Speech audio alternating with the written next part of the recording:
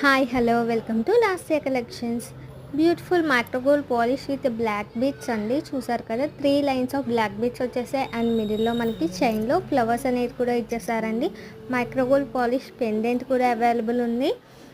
చూసారు కదా, పెండెంట్కి కింద డ్రాప్స్ అనేవి కూడా స్వింగ్ అవుతున్నాయి. మొత్తం సీజీ స్టోన్ వర్క్తో వచ్చేసింది. ఇది వచ్చి మనకి 26 ఇంచెస్ లెంత్ అనేది వస్తుందండి. 740 ప్లస్ షిప్పింగ్కి ఫుల్ స్టాక్ అయితే రెడీ ఉంది.